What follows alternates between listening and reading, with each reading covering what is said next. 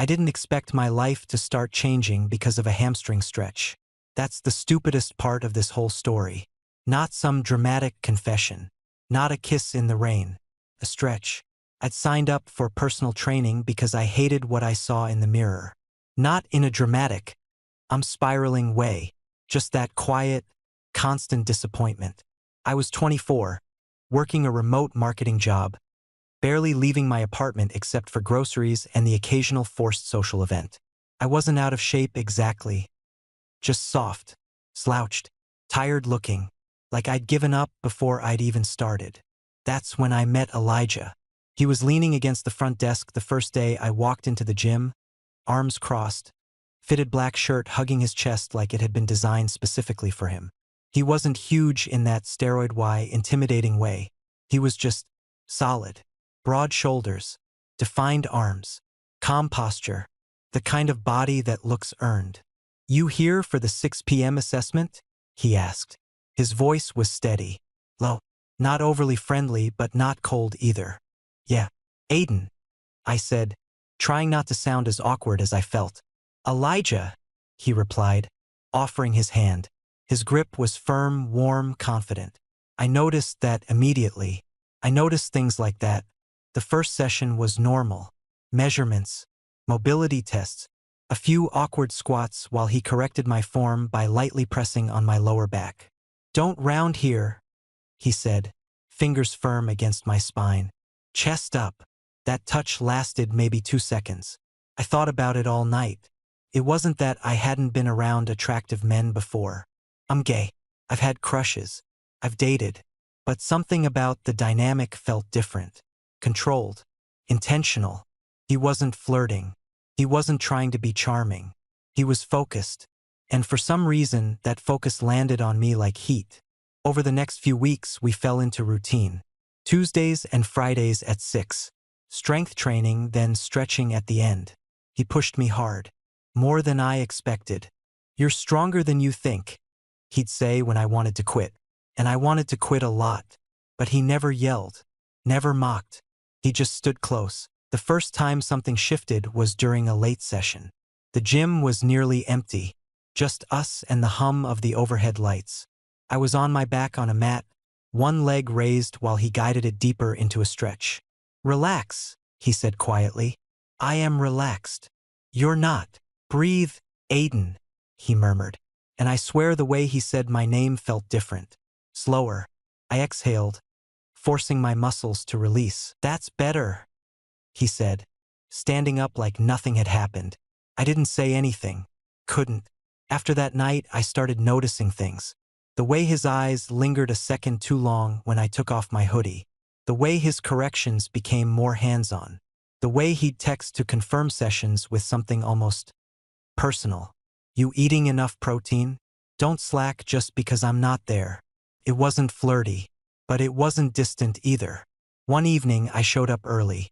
The front desk girl told me Elijah was finishing with another client, so I waited near the stretching area. That's when I saw him laugh. I hadn't seen that before. Not fully. He was spotting some tall guy on bench press, joking about something, relaxed and easy. For a second, jealousy hit me so unexpectedly I almost laughed at myself. I had no claim to him. He was my trainer. That's it. But when his eyes found mine across the room, his expression shifted. Not cold, just focused again, like I'd snapped him back into something. He wrapped up quickly after that. "Ready?" he asked me. "Yeah." That session was intense. He pushed me harder than usual. More weight, more reps. "You're holding back," he said when I struggled on the last set. "I'm really not." "You are." He stepped behind me as I gripped the barbell. His hands came around mine, adjusting my grip. Arms were shaking. I don't know if it was from the weight. After I racked it, I stood there catching my breath. He didn't step away immediately. "You don't trust your own strength," he said. "That's kind of why I hired you." He huffed a quiet laugh. "That's not what I mean." When we finished, I sat up, grabbing my water bottle. "Elijah," I said before I could stop myself. "Yeah. Why do you care so much?" The question hung between us. He didn't answer right away. Instead, he crouched down in front of me, elbows resting on his knees. Because, he said slowly, you're not here just to lift weights. I frowned. What does that mean? His gaze held mine. You're here because you're trying to fix something that hit harder than any workout he'd put me through. And, I asked, and working on yourself, he continued, voice lower now, doesn't just happen in the gym. My pulse spiked. There it was. Something unspoken, sitting right between us. I swallowed. So what are you saying? He stood up again, stepping back just enough to put space between us. I'm saying, he replied evenly, if you're going to do this, you have to be honest. About what? About what you actually want. The gym felt too quiet. I knew what he was asking, and I had no idea if answering would ruin everything. That was the moment I realized this wasn't just about squats and protein shakes anymore. Elijah wasn't just helping me build muscle.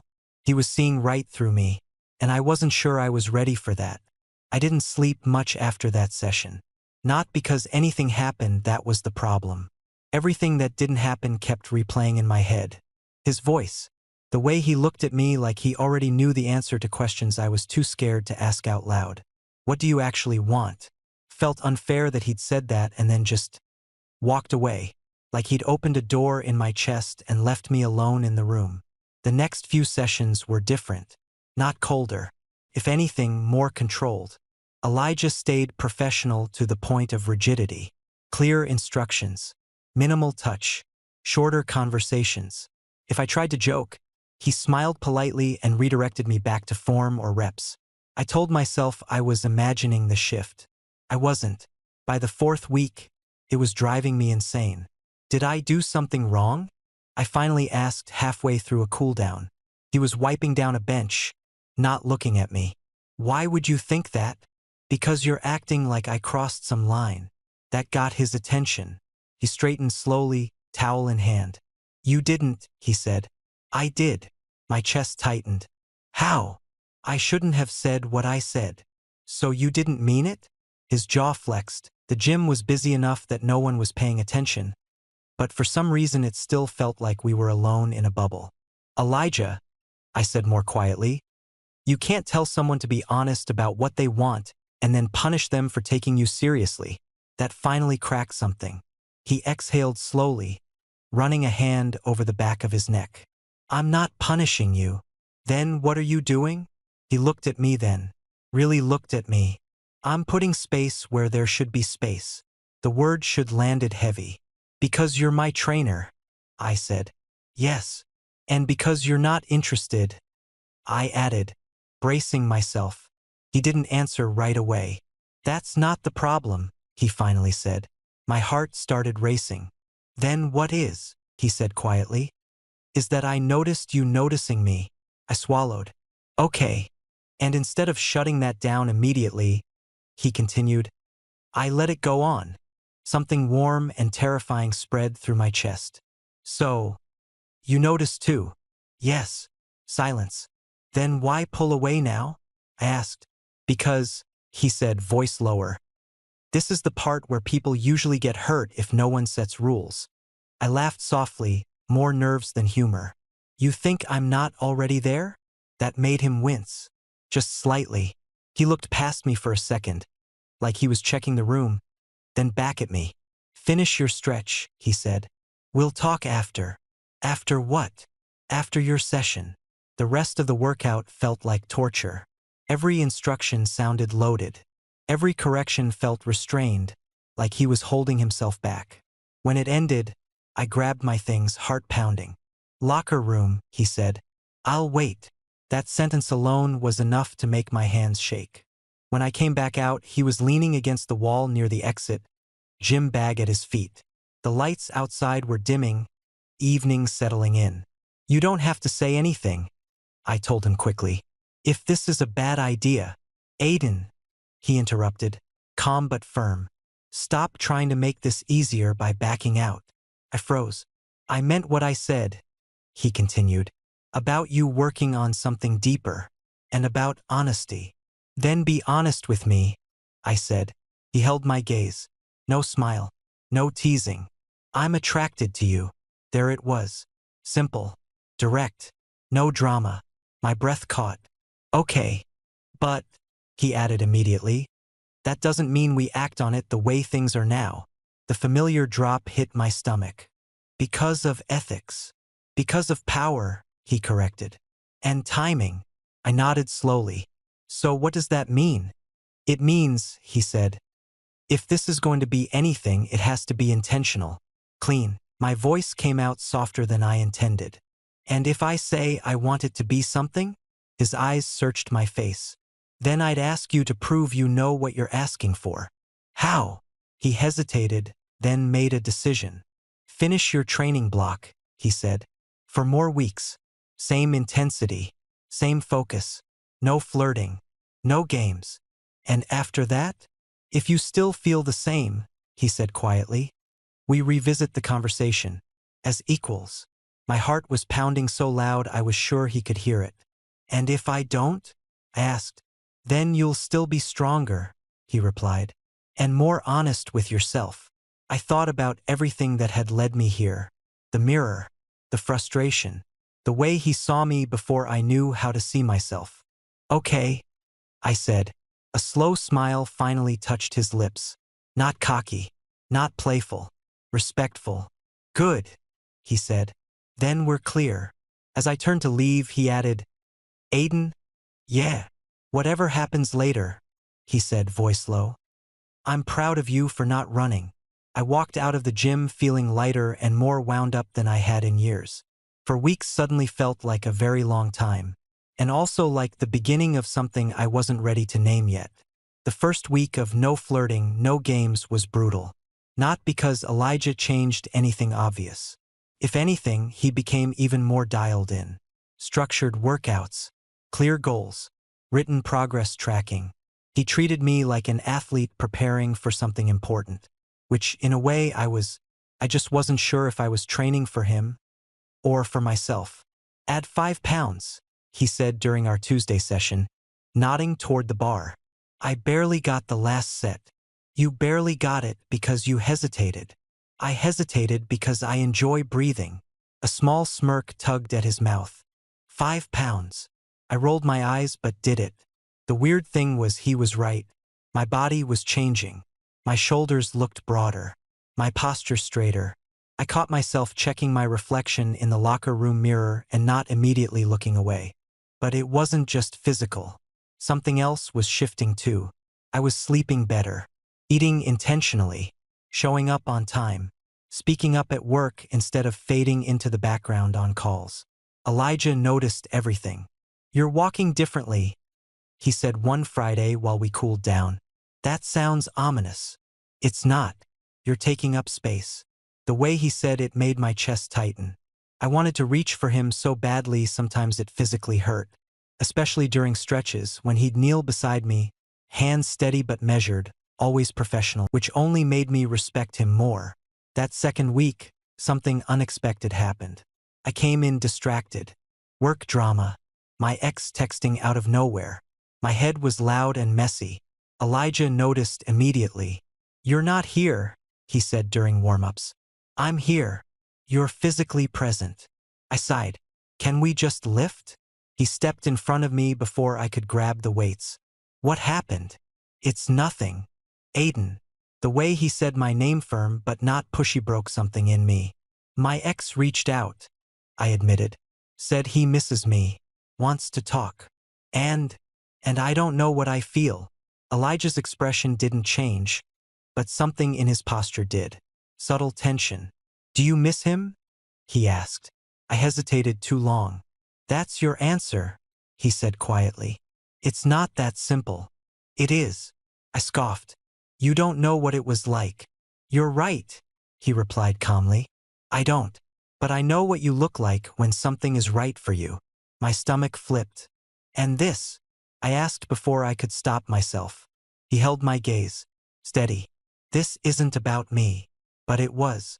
We both knew it. That night, I almost texted my ex back. Instead, I deleted the message thread. Not because of Elijah. Not exactly. But because I realized I'd been holding on to something familiar instead of something healthy. By week 3, the tension had evolved into something heavier. Not frantic, not desperate, intentional. He'd watch me finish a set with this look like he was measuring more than just muscle growth. Like he was assessing discipline, patience, control. One evening, the gym closed early because of a maintenance issue. He texted me an hour before our session. "Come by anyway. We'll train in the private studio." My pulse jumped. The private studio was a smaller room in the back. Mirrors on one wall. Minimal equipment. No front desk staff wandering around. When I walked in, he was already there. Hoodie on. Sleeves pushed up. "Door locks automatically," he said casually. "That sounds reassuring," I replied, trying to keep my voice even. He didn't smile this time. That session was quiet, focused, the air thick with unspoken restraint. During deadlifts, he stood behind me again to correct my form. His hands hovered this time instead of touching. "Engage your core," he said low. I did. Good. On the last rep, my grip slipped slightly. He caught the bar with me. "Careful," he murmured. I turned my head slightly. Neither of us moved. Seconds stretched. "You're at 3 weeks," he said quietly, like he needed the reminder as much as I did. "I know. Don't ruin it." I swallowed. "Are you asking me not to kiss you?" "I'm asking you to finish what you started." My heart was racing so hard it almost hurt. "You think I can't?" He stepped back slowly. "I think you can," he said. "That's the point."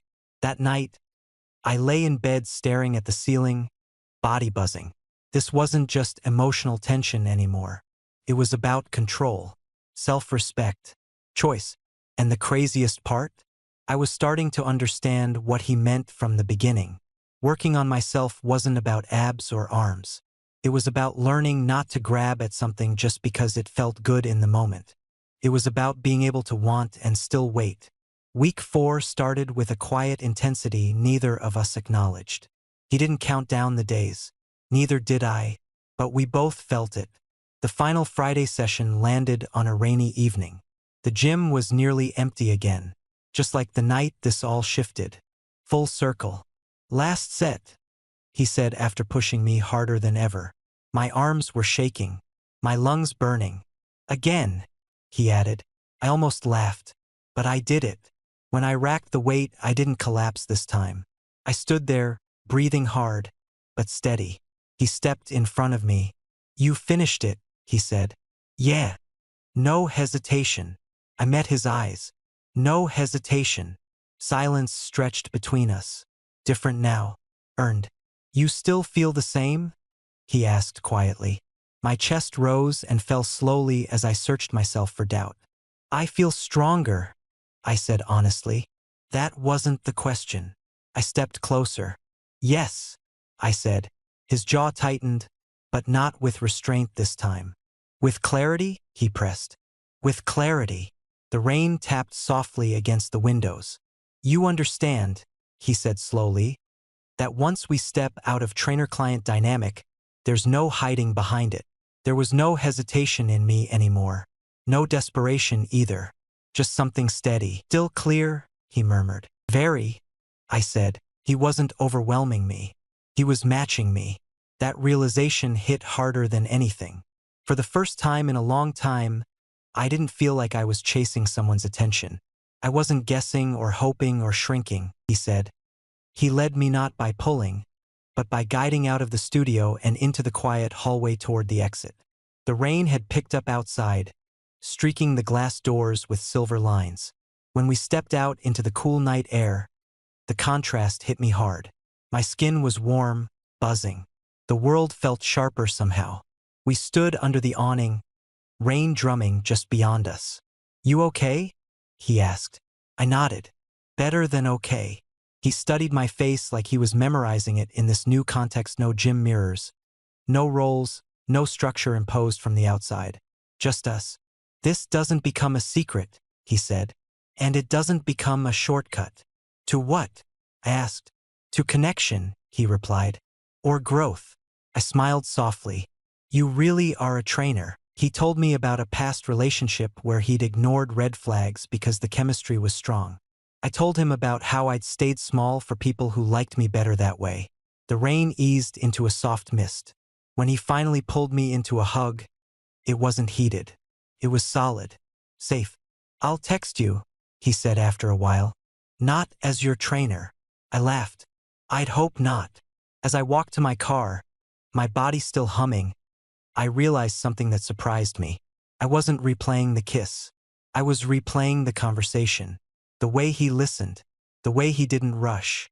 The way he met me where I was instead of pulling me toward where he wanted me to be. The first real date happened 3 days later. Not dinner. Not drinks. A walk. Elijah texted me mid-afternoon. "Wear something comfortable. I'm picking you up at 7. No emojis. No explanations. My stomach flipped anyway. When he pulled up outside my apartment, he wasn't in gym clothes. Jeans. A dark jacket. Hair slightly damp, like he'd just showered. "Ready?" he asked. "Yeah," I said, grabbing my jacket. "Where are we going?" "You'll see." We drove out toward the river trail just as the sky was turning that deep blue that only happens right after sunset. Street lights flickered on one by one, reflected in the water. "You nervous?" he asked after a few minutes. "Yes," I admitted, "but not in a bad way." He nodded. "Good. Means you care." We talked about everything and nothing.